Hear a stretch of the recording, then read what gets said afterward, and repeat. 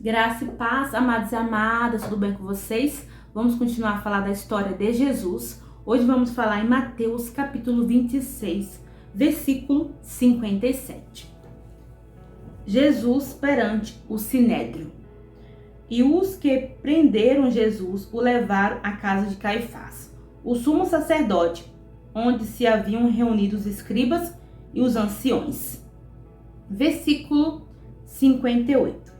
Mas Pedro seguia de longe até o pátio do sumo sacerdote e, tendo entrado, assentou-se entre os serventuários para ver o fim. Prenderam Jesus. Quando prenderam Jesus, o levaram à casa de Caifás, o sumo sacerdote, né, onde se havia reunido os escribas e os anciões. Ali Pedro, ele seguia de longe, né? Ele seguia ali de longe Jesus. Aí no versículo 59 fala: Ora, os principais sacerdotes e todo o sinédrio procurava algum testemunho falso contra Jesus, a fim de o condenar à morte. Então ali os principais sacerdotes e todo o sinédrio procurava algum testemunho falso, só que não existia nenhum testemunho falso que Jesus fez, porque Jesus, ele foi o testemunho verdadeiro. Então ele estava tentando achar algum testemunho falso para acusar Jesus. Ao versículo 60. E não acharam, apesar de terem apresentado muitas testemunhas falsas, mas afinal compareceram duas afirmando: aqui, ali, os sumos sacerdotes, eles acharam duas testemunhas, mas essas duas testemunhas era falsa. Então foi testemunha falsa contra Jesus, porque eles queriam achar algum erro de Jesus para acusar ele, mas não achou nenhum erro nele, porque Jesus não tem erro. Então eles o quê? Pegaram duas testemunhas falsas para acusar Jesus. Aí as duas testemunhas falou, versículo 61. Este disse: posso destruir o santuário de Deus e reedificá-lo em 3 dias? Versículo 62. E levantando-se o sumo sacerdote, perguntou a Jesus: não respondes ao que estes depõem contra ti? Versículo 63. Jesus, porém, guardou silêncio. E o sumo sacerdote lhe disse: eu te conjuro pelo Deus vivo que nos diga se tu és o Cristo, o Filho de Deus.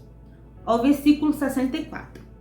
Respondeu-lhe Jesus: tu o disseste, entretanto, eu vos declaro que desde agora vereis o Filho do Homem assentado à direita do Todo-Poderoso e vindo sobre as nuvens do céu.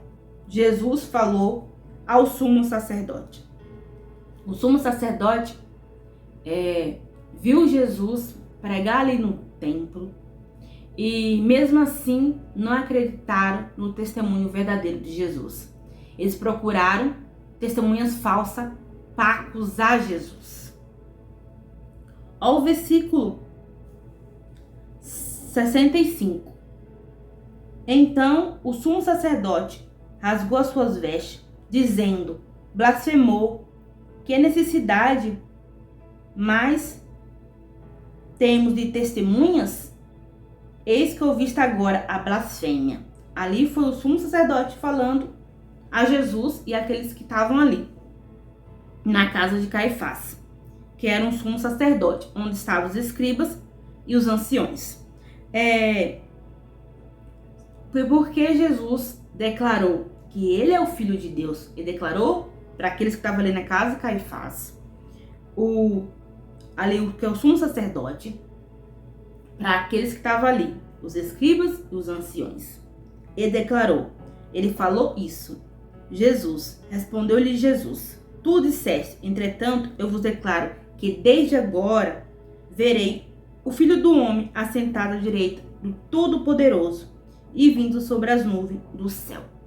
Então, ali, o sumo sacerdote achou que Jesus blasfemou, sendo que Jesus não blasfemou. Olha o versículo 66. Que vos parece? Responderam eles, é réu de morte.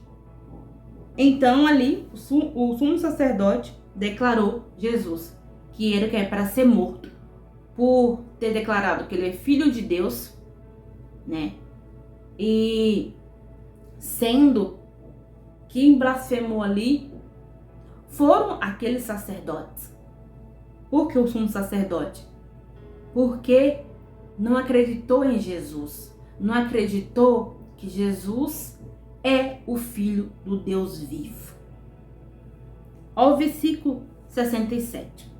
Então, uns cuspiram no rosto e lhe davam murros, e os outros os esbofeteavam, dizendo, versículo 68, profetiza-nos, ó Cristo, quem é que te bateu? Olha o que o povo fez com Jesus. Aqui no versículo 67 fala, então uns cuspiram no rosto, lhe davam murro, e os outros os esbofeteava, dava tapa em Jesus, dizendo, ao versículo 68, profetiza-nos, ó Cristo, quem é que te bateu? Ali você vê que o povo rejeitou Jesus, cuspiu nele, dava murro nele, dava tapa nele e blasfemando contra Jesus. E mesmo assim, Jesus, ele perdoou aquele povo.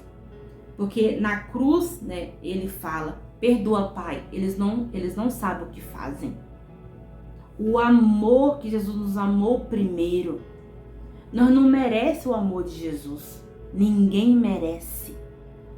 Mas pela misericórdia de Deus, ele enviou o seu Filho para nos dar a vida e nos salvar. Tá bom, amados? Que Deus abençoe. Fique com Deus. Até a próxima e Deus abençoe.